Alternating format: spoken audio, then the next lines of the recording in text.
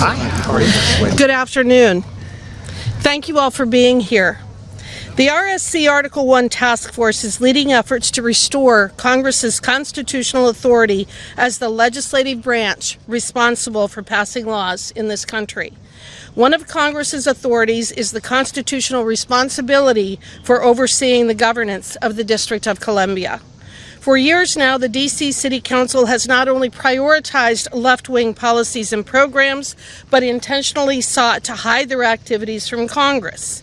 It is a new day in D.C., however, and Congress intends to once again assert its authority to ensure that Washington, D.C. rightfully reflects and represents this great nation on the national and international stage.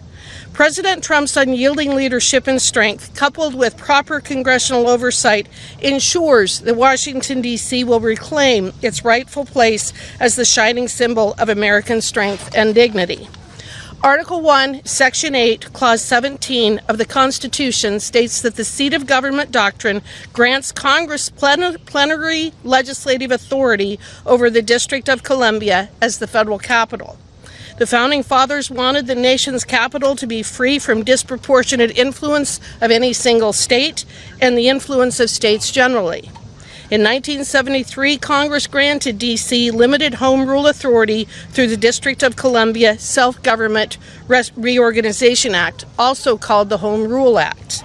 In the Home Rule Act, Congress reserves the right at any time to exercise its constitutional authority as legislature for the district, which it includes the right to review and block local legislation before it takes effect. It has now become necessary for Congress to exercise such authority. Why?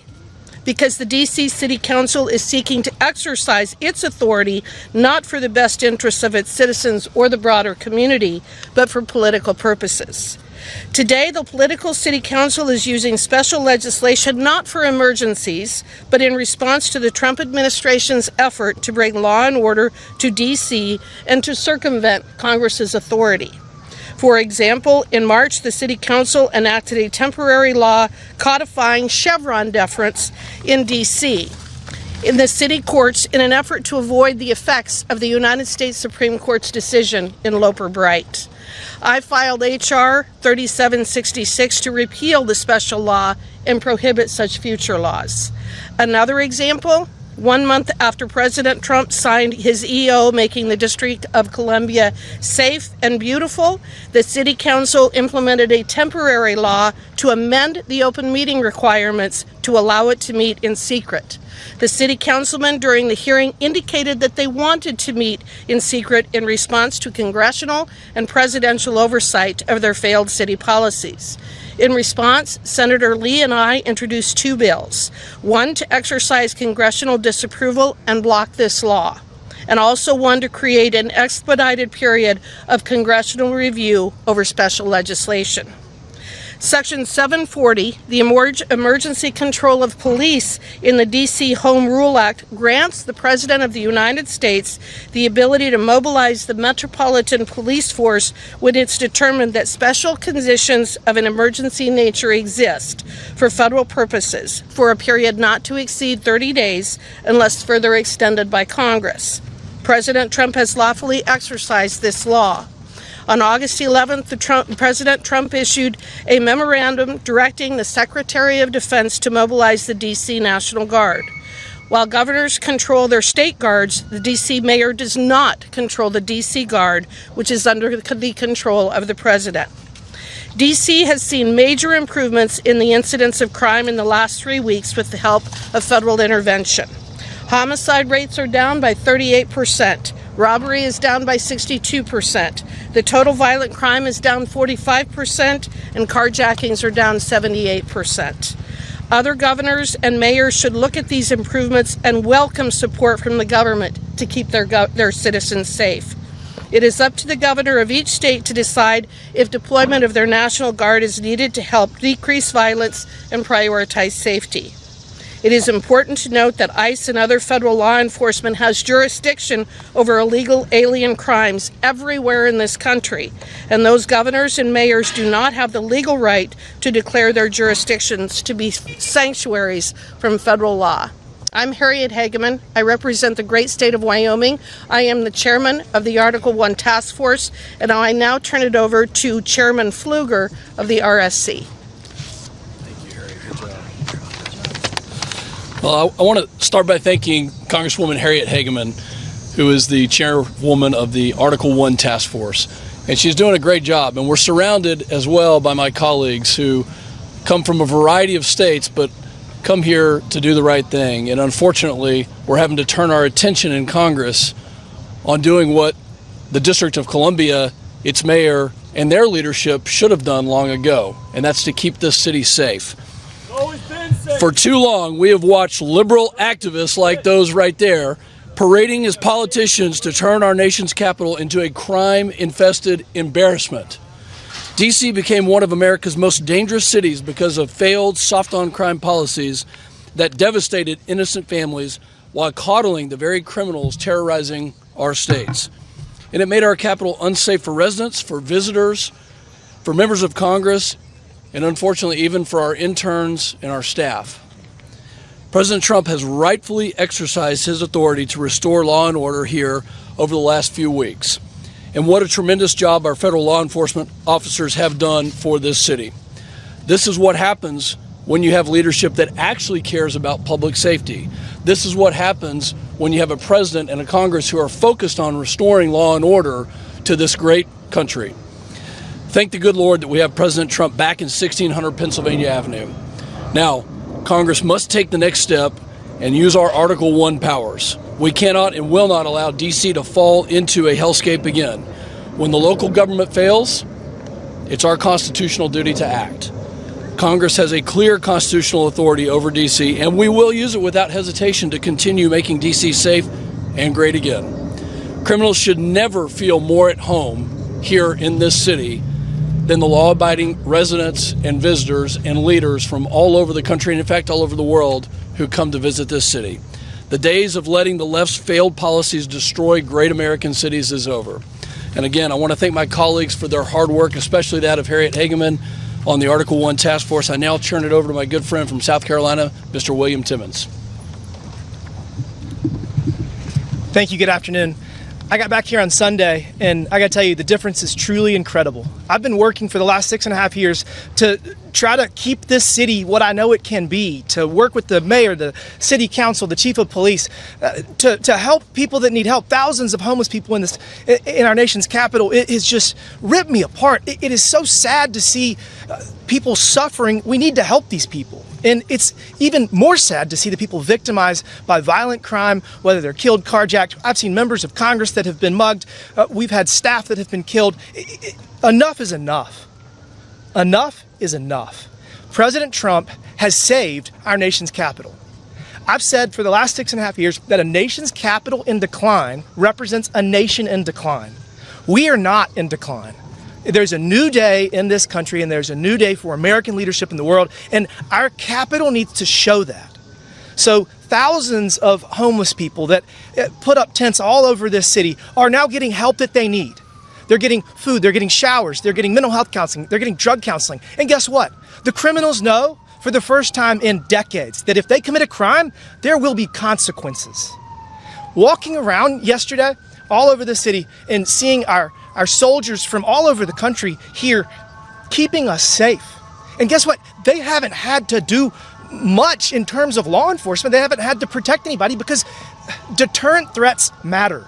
And having soldiers that are walking around, criminals know that they're going to be caught. They're going to be held accountable. And they know that this president is not going to let them out tomorrow.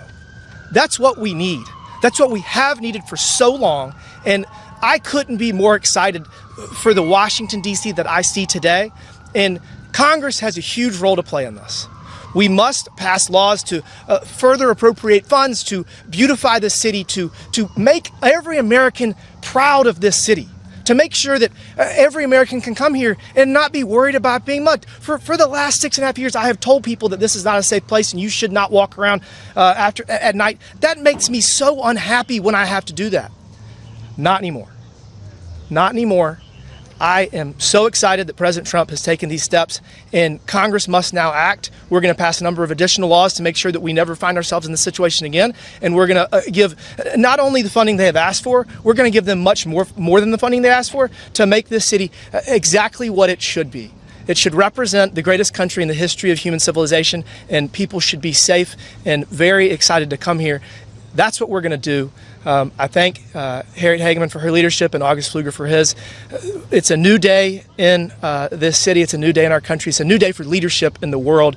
And we're going to do everything we can to help President Trump keep us on the right track. And with that, I turn it over to Representative Brad Knott. Thank you. Thank you, Representative Timmons. My name is Brad Knott. I'm from North Carolina. And before my time in Congress, just a short while ago, I was a federal prosecutor. I investigated violent criminals, I investigated cartels, I investigated human traffickers, wherever they were, all over this country. And it became very clear to me when I was working with law enforcement that if you don't fight crime, if you don't attack it, if you don't work hard for long sentences, crime will flourish. And that's exactly what we've seen here in Washington, D.C. for the last couple of years. And from my time as a federal prosecutor, I know some of the federal agents who have been called to serve in Washington as part of the president's initiative. And since their arrival, I have been astounded as I have stayed in touch with them at the amount of contraband, the number of dangerous people, whether it's drugs, whether it's gangs, whether it's illegal firearms, whether it's human trafficking, whether it's South American cartels, you name it, it is right here in Washington, D.C. The soft on crime policies of the Democrats has unfortunately allowed crime to spiral out of control, whether in D.C. or elsewhere around the country. Unfortunately, we are seeing the Democratic Party and the far left portions of this country protect the criminals rather than backing law enforcement. We've seen city after city spiral out of control and decay right in front of our eyes, including Washington, D.C. I applaud the president for saying the simple truth. It does not have to be this way. It does not have to be this way. And regardless of who you are, when you come to Washington, it's a safe city now. Businesses are thankful. Families are thankful. Citizens, tourists, we are all thankful. It's time to stop turning a blind eye for crime wherever it is.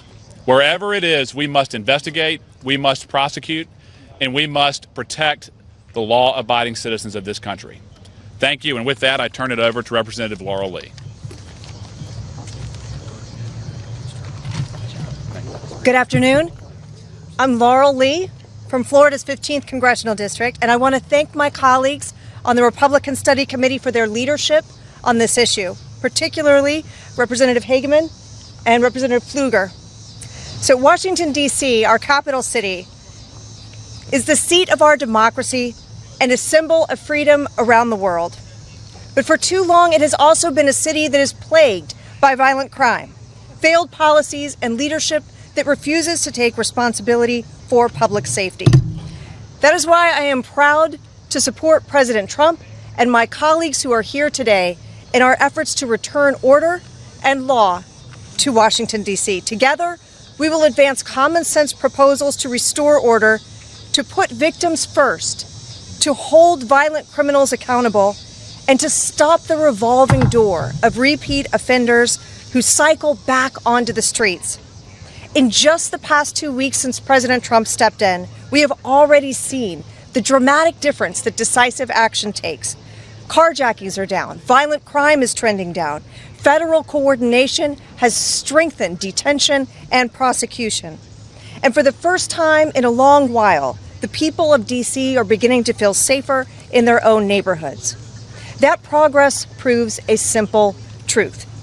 When you enforce the law, when you keep dangerous criminals off the streets, when you prioritize the safety of families, and when you allow law enforcement officers and prosecutors to do their jobs, you get results. The American people deserve a capital city that reflects the very best of this country, not one that turns a blind eye to lawlessness. Republicans are committed to ensuring that D.C. is safe, secure, and accountable for years to come, and we will not stop until that promise is fulfilled. I now turn it over to my colleague, Representative Fedorchak. Thank you, Laurel. Thank you, Representative Hageman, Pfluger, for your leadership on this really important issue. I'm Julie Fedorchak. I am a representative from North Dakota, the lone member from North Dakota. As my colleagues have said, crime in our nation's capital is out of control. If D.C. were state, it would have the highest homicide rate in the country, and already this year nearly 1,600 violent crimes have been reported. I agree with the people here. D.C. is a beautiful city. It's an amazing city, and it's the best capital in the world. But it isn't safe. We all know this. In fact, I felt this myself recently in a small way, but I want to share the story. I was walking down the street in July near my apartment in Navy Yard, not very far from home, and I felt something hard hit me in the back of my head. It was in broad daylight. I was very startled. I was on the phone at the time, and just as that happened, a pack of juveniles came rushing by on their bikes, and I turned to look around and see what had happened, and a large, hard plastic object had been thrown directly at my head. Now, that was a minor incident. I wasn't harmed. But the young people who did it with reckless abandon and with zero fear of consequences. They gathered in a circle not far from me after that and sat there and laughed. And it's just an example of how crime is out of control in this city and there aren't any consequences. America is the greatest country in the world. There's no reason why our capital should have a violent crime rate higher than some of the most dangerous places in the world.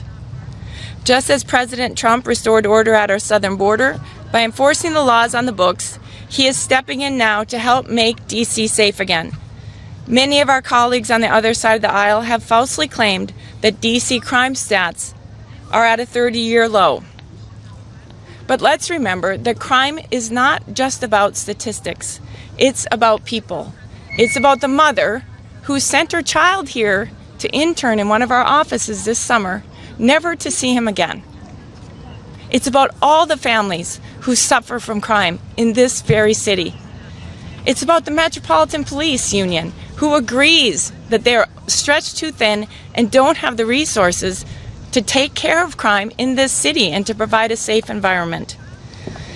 It's about staffers, interns, families, and visitors who live with the daily reality of coming to the city that isn't safe. That's why I support President Trump's actions to restore law and order in Washington, D.C., and why I'll continue to stand with my colleagues in demanding real accountability and real solutions to make this city safe again. Thank you, and I'll turn it back over to Representative Harriet Hageman for closing remarks. Buddy, do you want to go? Oh, sorry, buddy. I didn't That's see you okay. over there. That's okay. Thank you very much. I'm Buddy Carter. I have the honor and privilege of representing the 1st Congressional District of Georgia. And we're here today to talk about something that Donald Trump promised during the campaign. He promised to make our nation safer and more prosperous. Now, he's already made it more prosperous through the One Big Beautiful Bill Act. Now he's making it safer. He's making it safer by making our streets safer. You know, our streets need to be safe, all of us, not just white people, not just black people. Everyone needs safe streets. Democrats, Republicans, we all want that. And President Trump has done that. I've got a piece of legislation. It's called Make Our Streets Safe Again. And what it does is to codify President Trump's executive order about ending chaos and disorder on our streets. It does this in a number of different ways, not the least of which is that it calls for law enforcement. It also calls for accountability, and it calls for making sure that we are giving help to those who need it. You know, during the last quarter of the Biden-Harris administration, there were over 274,000 people living on our streets. That was because of weak and ineffective leadership. Now we want to end that. And what this bill will do through codifying President Trump's executive order is to make sure these people get the help that they need. Make sure that they get the mental health services that they need, the addiction services they need. We're going to do this by making sure that they're held accountable. Now, I've heard the noise. I've heard the noise from the other side about, oh, you're picking on Democratic cities. You know, there was a famous bank robber, Willie Sutton. They asked him, why do you rob banks? And he said, because that's where the money is. Why are we picking Democratic cities? Because that's where the problem is.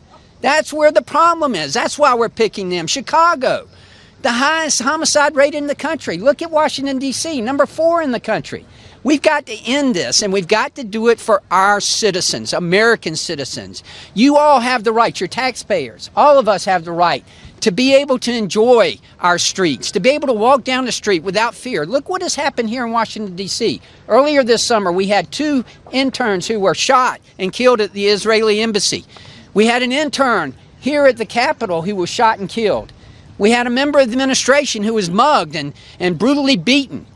That cannot happen on our streets. And I applaud President Trump for what he is doing here and cleaning up our streets. And I want to help him. I want to help him by codifying his executive orders, making it into law to where we will have to follow this. Again, 2 promises made to make our country safer and more prosperous. Promises made, promises kept.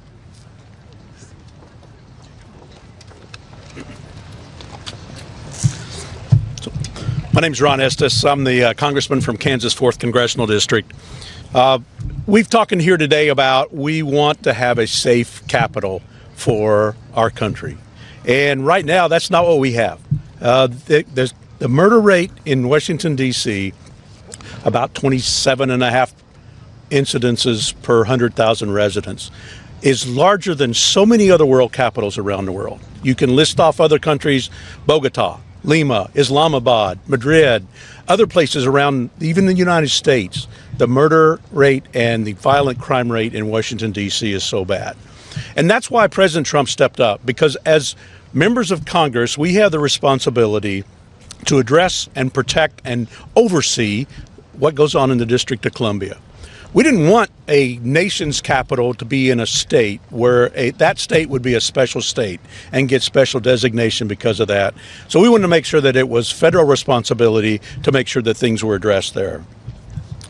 On June 30th this year, an intern in my office, Eric Tarpinian Chackham, was murdered on the streets of Washington, D.C. It was a senseless crime, and to this day it's not been solved by the Washington, D.C. police. We want to make sure that we have a safe capital. That's why I applaud President Trump and the work that he's doing in terms of making sure that we do have a safe capital. Yesterday, I was able to walk around the Navy Yard with my daughter, and it was great to see the National Guards out there patrolling around. It was a safe environment for people to hang out. It was nice. There was a family there having a birthday party for one of their children.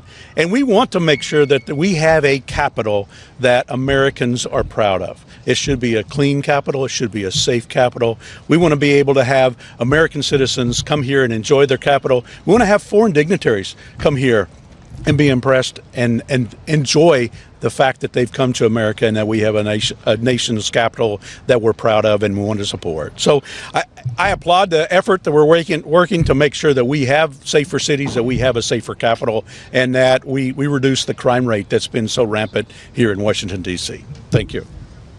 Anyone else? Anyone else? Okay, wonderful.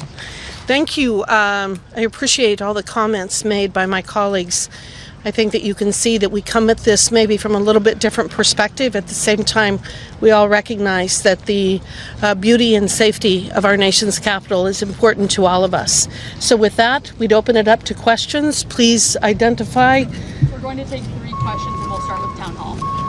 Hi, from Town Hall. Congresswoman, DC's leadership has allowed crime and chaos to spiral out of control the last several years. We've all seen that, requiring President Trump and Congress to step in. So how will Article 1's authority help hold these failed leaders accountable and restore law and order in our nation's capital? So we need to exercise our legislative authority and oversight over Washington, D.C. I've identified three bills that I have introduced, two with Senator Lee and one as a standalone, to address the lawlessness that you actually see in the City Council here as well. I think that all of us working together will be coming up with additional bills to address specifically the crime situation in our nation's capital. And I know that this is our first day back after our August recess. We will be discussing what happens after the expiration of the 30-day period that is allowed for in the Home Rule Act with the President. I know that I will be working with my colleagues here to determine what the next step is in that regard. But I think that so many people, from just the anecdotes that I have heard, being here as well as reading in a variety of publications, people feel like they can take their families out on the streets, that they can have picnics, that they can go and do the things that they have been deprived of for many years for fear of the crimes in Washington, D.C. And I think that's an incredible development that we need to build upon. Hannah Brand from News Nation. Wondering if you support President Trump sending troops into other American cities, Chicago, New York, if he doesn't have the approval of mayors and governors there to do so. Well, I think that that's the challenge, isn't it? And that's why I indicated in my comments that it's up to the governors and the mayors of those communities as to whether they're going to protect their citizens or they're going to protect the criminals. We are at a crossroads in our country right now, and I think that it is imperative that our political leaders step up and actually recognize that they work for us, they work for the citizens, not the other way around. They shouldn't be coddling the criminals, they should be protecting their citizens. And they have the ability and the wherewithal to do that. We have seen with the surge in the last 30 days in Washington, D.C. that law enforcement on the streets works. We know that. This is common sense. The mayors and the governors need to step up in places like Chicago, L.A., Atlanta, other places. They need to step up and they need to start protecting their citizens and not protecting the criminals. So you're saying the president should wait for them to ask? I think that it's up to them to make the decision of whether they're going to protect the criminals or they're going to protect their citizens. I think the burden is on them right now. Holding. Thank you, Congresswoman Matthew Foley with Washington Reporter. I'm curious from your standpoint and from many of your colleagues who want to dig into when you were back home during congressional work period, what we're seeing in D.C., how that's resonated with your constituents across the country. Is that something that makes them want to come here during summer vacation? How did this resonate with Americans? Well, I think that you definitely see that it resonates with Americans, but I think one of the things that I see more than anything in the comments that I receive is that common sense is maybe back in vogue. I think that we all recognize that if you have a police presence and you actually prosecute criminals, you're going to have less crime. You're going to have less people willing to take the risk of either throwing a projectile at a member of Congress or carjack or engage in other nefarious behavior. So again, what we're talking about is nothing earth-shattering. This is common sense, that you police areas where you have people who are congregating and perhaps engaging in bad acts. So I think common sense is back in vogue, and I think the people in Wyoming, or I know the people in Wyoming, across the board, not just on the issue of Washington, D.C. and protecting the citizens here, but I think across the board we're seeing so many issues being resolved and addressed by the current president that people are like, well, why did we wait so long? Why has it taken us this long to actually address the challenges that we have in this country? I think that he's just exposed the fact that sometimes our political betters are not the brightest lights on the porch in terms of addressing the issues that need to be addressed. And I'll let my colleagues respond as well. Recently, the governor of California said he was going to establish a task force on crime. Well, we've got news for him. There is a task force on crime. It's called laws. It's called prosecutors. It's called DAs. It's called accountability. The Republican Study Committee has long been the champion of conservative values, and probably one of the most important, if not the most important conservative value that we stand for is law and order. We stand to protect the sanctity of what our founders established here, that this city would be that shining beacon on the hill. And it's really sad to see, to a previous question, a lot of these cities around the country, what are the radical leftists standing for? Is it for crime? Is it for more violence? Is it for seeing their neighbors and their communities destroyed by lawlessness? That's not what this group stands for, and I can guarantee you that there are many Democrats that we serve with here. We need them to stand up. We need their voices to be heard, to say enough is enough. that law and order and that safety and security and that bringing down violent crime is not a political, a partisan issue, that's just common sense. And I'm proud to stand with this group of people here. And in Texas, I can tell you that my constituents are thrilled to know that Washington, D.C. is back on the mend again, that they can finally send their kids up here knowing that their safety and security is going to be well taken care of, because that has not been the case, unfortunately, for far too long. Any other responses? When I was back in Wichita during the district work period, I was speaking to a group, and one of the women in the group asked that they were going to be up in Washington, D.C. in a couple of weeks, and wanted to know what they were going to see different. Were they still going to see, crime on the streets? Were they going to see the homeless around? And, I reassured her that, the president has put National Guard troops out in order to patrol the streets to make sure that the streets are safe. And based on being back here a day, that's what I can attest again when I talk with her, that we have safer streets now because of having the National Guard helping support and make sure that our laws are enforced and our citizens are safe. Thank you. And just to answer real briefly the follow-up, it's not just the National Guard who are going to cities. When federal law enforcement identifies a crisis area, it is not uncommon at all for agents in the ATF, HSI, DEA, FBI to surge in a particular city. And that's what we've seen in addition to the National Guard here. It's the federal law enforcement that are initiating the arrests, they're doing the investigations, that are serving the warrants. And in terms of these cities around the country, there's several reasons why criminals are, or crime is not being addressed. You have defund the police movements, you have sanctuary policies, you've got prosecutors that don't think they should prosecute crimes. And the president, again, has stated it does not have to be this way. And he is rightfully sending federal law enforcement to address federal crimes in cities. I mean, look at Chicago last weekend. I think it was close to 60 people were shot, almost a dozen people killed. Law enforcement's not getting it done at the local level. It's an appropriate place for federal law enforcement to go work with them to address the crime that's harming those citizens. All right, that's it. Thank you all. Appreciate it. Shame!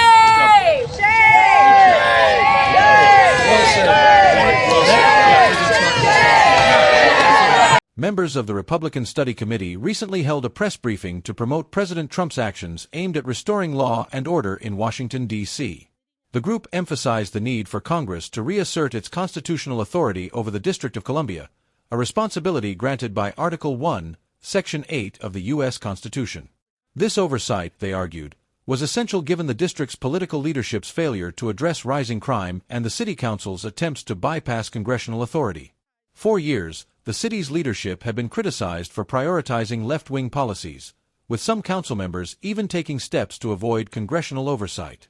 However, the committee members made it clear that a new day was dawning in Washington, as Congress was ready to take action and ensure the capital city represented the values of the nation. Citing the Home Rule Act of 1973, which granted D.C. limited self-governance, the committee pointed out that Congress retained the right to block local legislation. In recent months, the City Council enacted laws that bypassed federal decisions, such as the temporary codification of Chevron deference in city courts, aiming to avoid the effects of a Supreme Court decision. Another example involved the City Council's move to meet in secret to avoid scrutiny over its policies. In response, Congress introduced bills to block these actions and ensure stronger oversight. At the heart of the discussion was the role of President Trump in addressing crime in the nation's capital. Members praised the president's use of federal powers, including mobilizing the National Guard, to address the increasing crime rates. In the past few weeks, D.C. had witnessed a significant drop in violent crimes, with homicides falling by 38%, robberies by 62%, and carjackings by 78%. Federal law enforcement's presence, they argued, had made a clear difference. Representative William Timmons, who spoke at the briefing, highlighted how the city had become one of the most dangerous in the nation due to liberal policies that failed to protect law-abiding citizens. He applauded the federal intervention, noting that the National Guard's presence had brought a sense of safety to the streets, allowing people to go about their daily lives without fear. The lawmakers also emphasized that federal action was necessary when local leadership failed. Citing incidents where members of Congress and staff were affected by crime, they underscored that Washington, D.C. had become a place where criminals felt emboldened. Representative Brad K.N. from North Carolina, drawing on his experience as a federal prosecutor, stressed the importance of taking strong measures against crime. He noted that unless crime was actively fought and prosecuted, it would continue to thrive. Representative Laurel Lee from Florida pointed out that the recent improvements in D.C. showed that enforcing the law and holding criminals accountable led to tangible results, with violent crime and carjackings trending down. She noted that many constituents across the country had expressed relief at the federal government's intervention, showing that there was widespread support for restoring order. Representative Julie Fedorch, representing North Dakota, shared a personal story of being startled by a group of young people who threw a hard object at her during the day, underscoring the growing recklessness in the city. She reiterated that President Trump's actions to restore order were necessary to make Washington, D.C. safe for everyone, residents, tourists, and officials alike. Representative Buddy Carter from Georgia also reflected on the troubling state of D.C., pointing out that crime in the city was so severe that its murder rate was higher than many major cities across the globe. He voiced his support for President Trump's initiative to clean up the streets, citing the importance of ensuring safety and dignity for those who visit or work in the nation's capital. Finally, the committee members called for continued action. They vowed to introduce new laws aimed at addressing the root causes of crime in D.C. and to ensure that the city never returned to a state of lawlessness. With President Trump's leadership, they expressed hope that Washington, D.C. would soon reflect the pride and strength of the nation it represents.